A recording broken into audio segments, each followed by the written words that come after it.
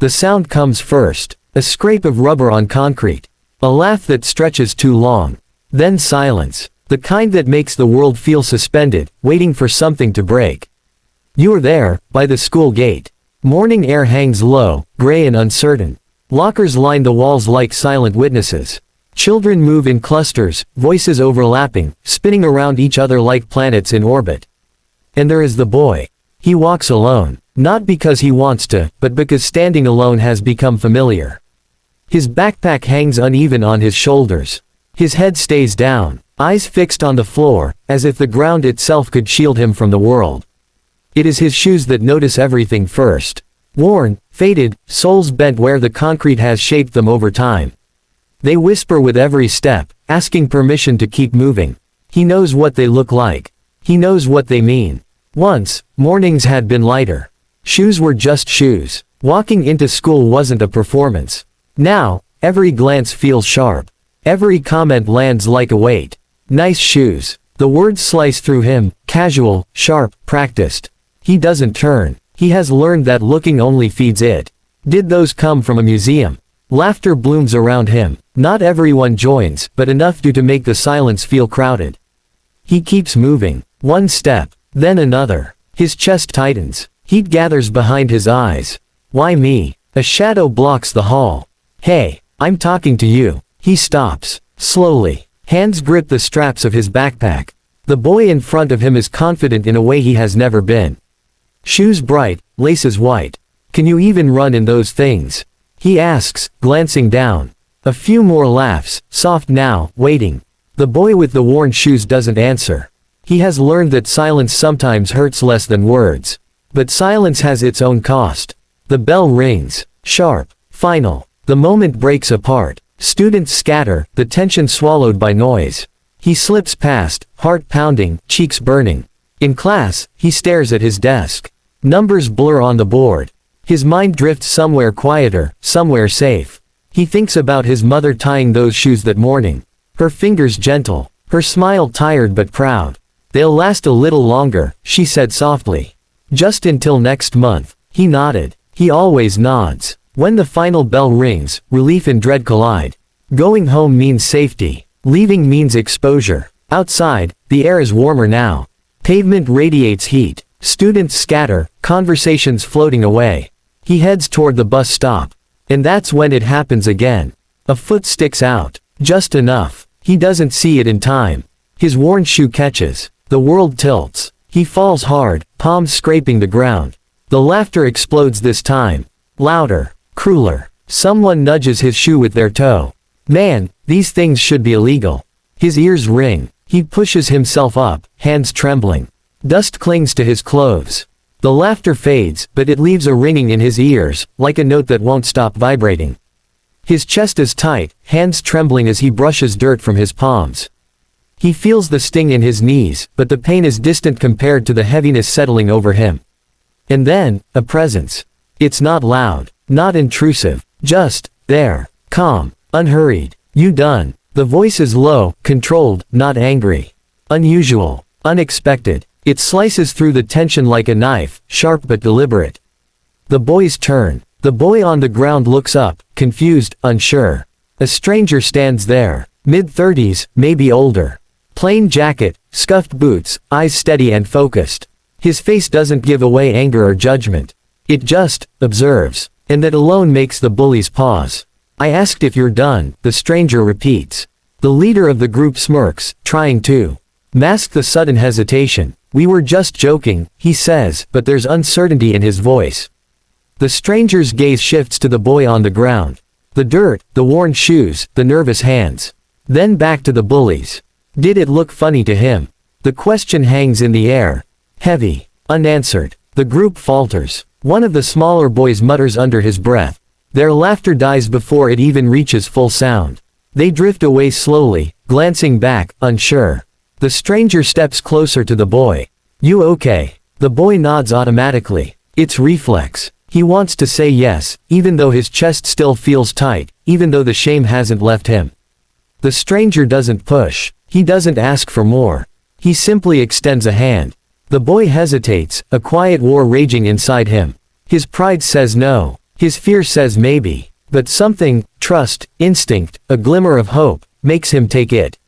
The grip is firm, warm, solid, not patronizing, not condescending, just real. Watch where you step, the stranger says quietly. Not everyone does. And just like that, he walks away. The boy is left standing, dust clinging to his clothes, heart hammering, mind spinning.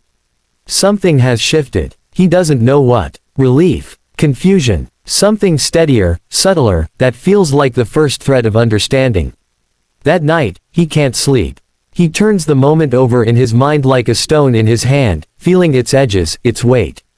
Why did the man step in? Why did he care? And, more unsettling, why did it make him feel seen? The next day is no different. The morning routine is mechanical, automatic. The same worn shoes, the same backpack, the same quiet hope that maybe, today, he will be invisible. But nothing is ever the same after something unexpected. By lunchtime, the tension has thickened. The boys from yesterday sit across the cafeteria, leaning on tables, watching, waiting. The boy can feel their eyes like a physical weight pressing down on him. Hey, one calls out, trying to imitate yesterday's confidence. Where's your bodyguard today? The laughter is smaller this time.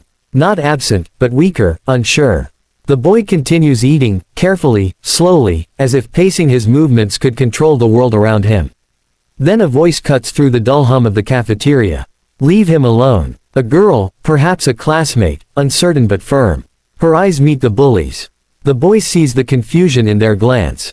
They scoff, roll their eyes, but don't escalate. For a moment, the room feels different, smaller somehow, more controlled.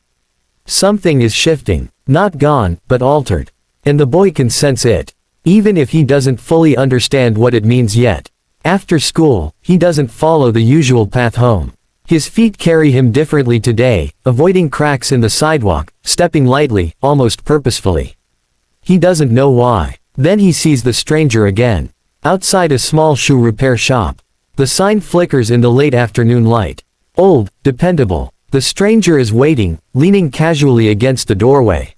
When he notices the boy, a small, almost imperceptible smile forms on his face. Hey, he says, you're the kid from yesterday. The boy swallows, throat tight. He nods. You walk this way often? The stranger asks. Sometimes, the boy replies, unsure if he's allowed to speak. I'm getting something fixed, the stranger says, you got a minute? The boy hesitates. Every warning he's ever heard flashes through his mind. Stranger danger, don't talk to adults, keep your distance. And yet, the memory of calm. The stopped laughter. The warmth of a hand offered without judgment. He nods. Inside, the shop smells of leather, glue, and dust. Tools line the walls, each with its own place, quiet and precise.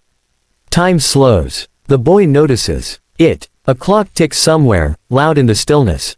The stranger gestures to the boy's shoes. Mind if I take a look?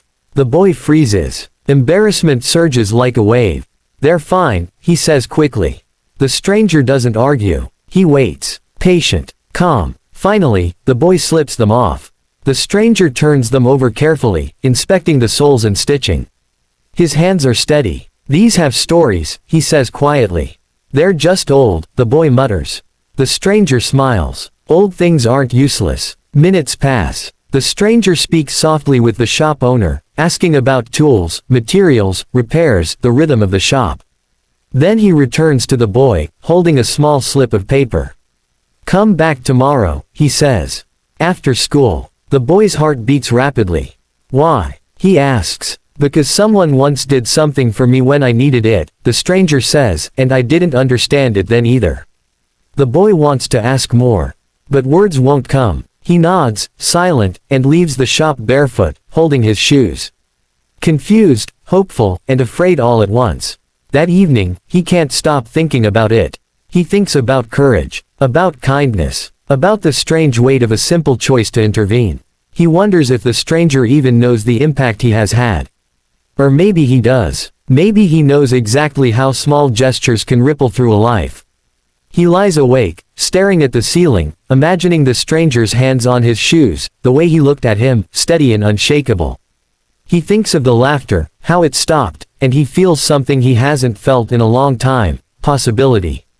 And for the first time in a long while, he drifts into sleep, thinking not of shame, not of bullying, but of what could be. The next day stretches like a long, gray ribbon. Each moment drags, every class heavier than the last. The boy's steps feel measured, deliberate, like he's carrying not only his backpack, but the weight of yesterday, the strange intervention, the promise of something he cannot yet name. By the time the final bell rings, he is exhausted in a way that has little to do with schoolwork. His shoes, the worn, faded companions he has carried through humiliation and shame, feel heavier than usual, like they have absorbed every glance, every laugh, every whisper. Outside, the late afternoon air is warm, soft with the fading light. Shadows stretch long across the cracked sidewalks, and the air carries the faint scent of autumn leaves crushed under hurried footsteps. He finds himself at the small shoe repair shop again, the flickering sign casting faint, uneven light across the street. The stranger is already there, waiting, leaning casually against the doorway. His hands are tucked into the pockets of his scuffed jacket, eyes calm and steady as ever. The boy hesitates, unsure if he is ready. But something inside him pushes him forward, a quiet curiosity, a thread of trust, the memory of yesterday. "Hey," the stranger says, noticing him. "Glad you came." The boy nods, throat tight, words lodged somewhere between hesitation and fear. He steps inside. The shop smells of leather, glue, and varnish. Time itself seems slower here, measured by the ticking of the clock on the wall, by the rhythmic movement of tools in hands that know exactly what to do. The stranger gestures toward a plain, small box on the counter. "Open it," he says softly. The boy lifts the lid. Inside, shoes. Not flashy, not branded. Simple, solid, clean, strong, perfectly worn in the places a foot needs it most, as if they were made for him, for these exact steps he takes every day. His breath catches. They are nothing like the shoes he has been bullied for, yet they feel familiar somehow, as if they are an extension of himself. "I can't," he whispers. His voice trembles. "You can," the stranger says, calm and certain. "And you will." The boy's hands shake as he lifts one shoe and then the other. He feels their weight, the strength in the stitching, the smoothness of the leather. For the first time in a long time, he doesn't feel embarrassed. He feels seen. But why? His voice cracks. "Why would you do this?" The stranger kneels, lowering himself so their eyes meet. He speaks with deliberate care, each word chosen as if it matters more than anything else in the world. "Because what they see on your feet," he says slowly, "is not who you are. It never was. And one day, you'll understand that better than most." The boy looks down at the shoes in his hands. He feels the quiet power of them. The subtle reminder that value, worth, and dignity are not measured by what is mocked, but by what endures. He slides them on. They fit perfectly, as though the world itself had shaped them for him.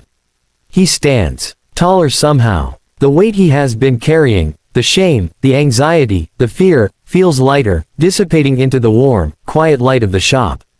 Outside, the street looks the same. The sky still stretches wide above him. The world hasn't changed, and yet, everything feels different. The laughter of children in the distance does not sting. Their glances do not pierce. For the first time, he can walk without shrinking, without bracing for judgment. At school the next day, it begins again. The whispers, the glances, the occasional smirk from a boy who thinks he remembers what yesterday was like. But something has shifted. The comments fall flat. The laughter dies quickly. The boy walks steadily through the halls, calm, deliberate, unshakable. He doesn't need to be invisible anymore. Weeks pass. Seasons shift. Leaves turn, fall, and are replaced with new buds. The shoes wear in, molding to his feet in quiet, unseen ways. He grows taller, stronger, more confident, but not loudly. Not boastfully. Simply, steady. One afternoon, months later, he sees another boy. Smaller. Quieter. Shoes worn thin at the edges. The sound of laughter rises around him, cruel and sharp, aimed at the boy who does not yet know what it means to stand tall in his own skin. The boy pauses. He feels the memory of scuffed shoes, of whispers, of hands brushing dirt from palms. He hears the stranger's voice in his mind. "You done?" He steps forward. No words at first, just presence, just steadiness. The laughter falters. The bullies glance at him. Confused, uneasy. The weight of judgment and cruelty no longer lands like it used to. He kneels, not to lecture, not to command. Just to meet the boy at eye level. Hands open, calm, steady. "It's okay," he says softly, as if the words themselves can shield the small boy from the sting he knows too well. And the sound that comes next is not laughter. Not mockery. It is silence, respect, recognition, understanding. Years pass. He grows. Taller, stronger, more grounded. The small interventions of strangers, the quiet gestures of empathy, the shoes that carried him through shame, they remain with him, invisible threads woven into the fabric of who he is.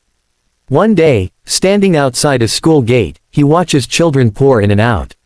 Some are laughing, some are whispering. And he sees it. A moment he recognizes. A moment that mirrors his own past. A stranger steps forward. Calm, steady, eyes observant. A hand offered. A presence that interrupts cruelty. The boy, now older, watches. Smiles softly. Something he once received, he now understands. Something once given, he now has the chance to pass on. Some things do not change the world. They change someone. And sometimes, that is everything. He steps forward into the sunlight, feeling the weight of shoes that have carried him, the weight of choices that have shaped him, and the quiet knowledge that small acts, simple, patient, compassionate, can ripple through a life in ways impossible to measure. He walks steadily, calmly, into the world, not invisible, not afraid, but present. Entire. Seen. And for the first time, he knows that the world does not define him. He defines himself. The laughter continues elsewhere, as it always will. But he is ready, steady, strong. The shoes carry him. And something else, something far heavier, far stronger, hope.